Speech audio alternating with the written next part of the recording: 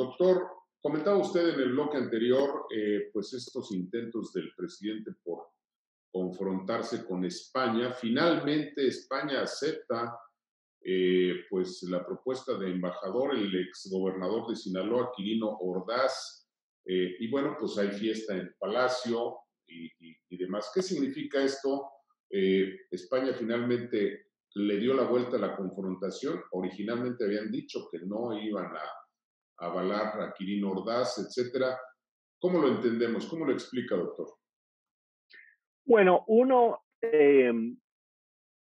el uso y usufructo que está haciendo el presidente López Obrador del cuerpo diplomático, me parece que está denigrando mucho la imagen de México en el mundo, porque lo que está viendo el mundo es de que Andrés Manuel simplemente ve al resto del mundo como el receptáculo de o la basura de la 4T, Panamá, por ejemplo, o como las maniobras políticas bajas para dividir a sus opositores, como en el caso de España y el consulado en Barcelona, República Dominicana, países que debieran ser países amigos de nosotros, ahora se están asumiendo como el país donde México les considera lo suficientemente poco importantes como para mandarles la basura de nuestro país. Una reputación lamentable a nivel internacional. Pero en el caso específico de España, yo lo que diría, Ricardo, es que este capítulo sobre Quirino no ha terminado. No sabemos qué se negoció. No sabemos qué habrá exigido España a cambio de aceptar a Quirino.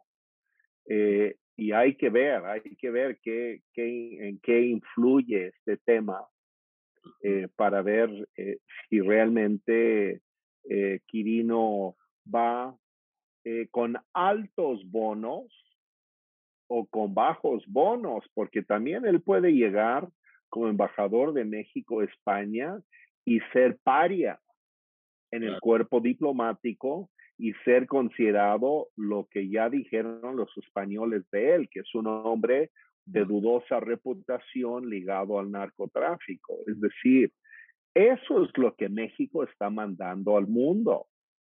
Entonces,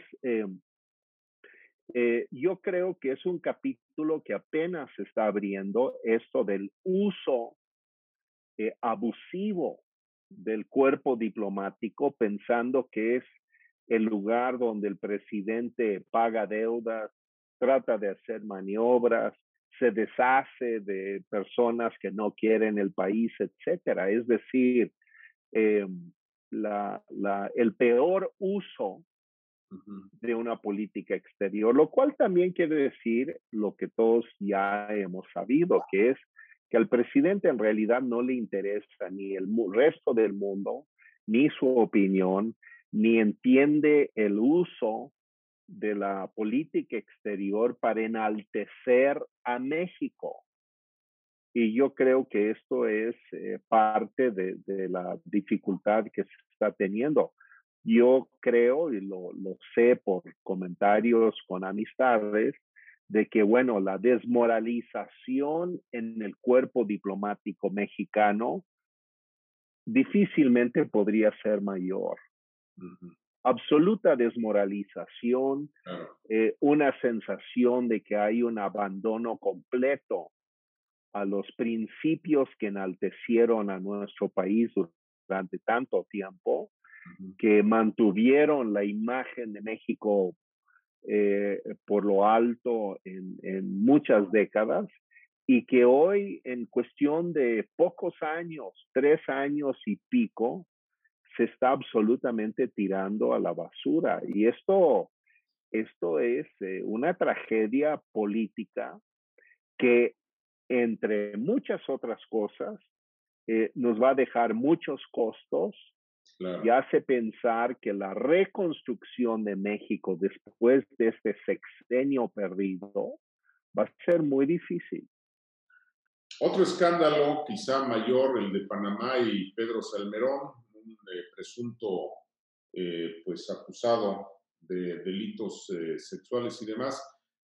¿Qué significa esto, el rechazo de Panamá y la insistencia del presidente? Como si dijera, pues ahora aguantan y a ver qué le hacen.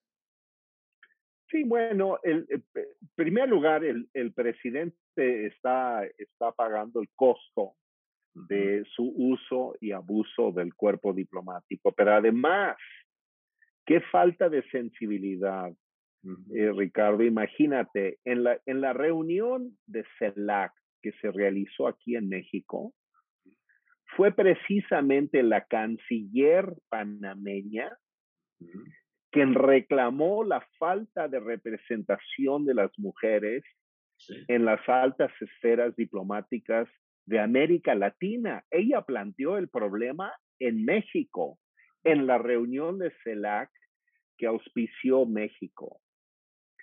Y es a ella a quien le mandamos el abusador sexual número 1 de México, después de Andrés Ruemer, por supuesto. claro, sí, sí, sí. Digo, ahí la llevan en términos del primer lugar, no sé, primero, segundo, el que tú quieras. Pero le mandamos a esa canciller un abusador sexual.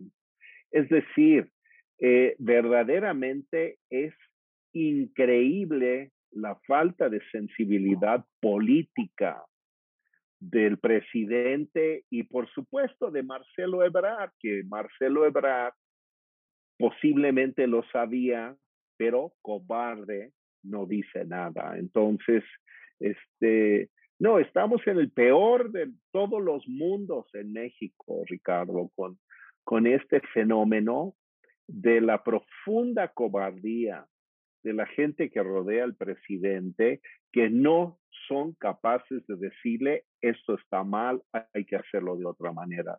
Todos le temen y Ujú. defienden, yo me imagino, sus puestos y sus privilegios, porque eso es lo que están defendiendo, al no atreverse al plantearle al presidente que, por ejemplo, en materia de política exterior, está absolutamente desprestigiando el nombre y la imagen de México en el mundo. En un minuto, doctor, empezó ya la guerra por la sucesión al interior del partido oficial.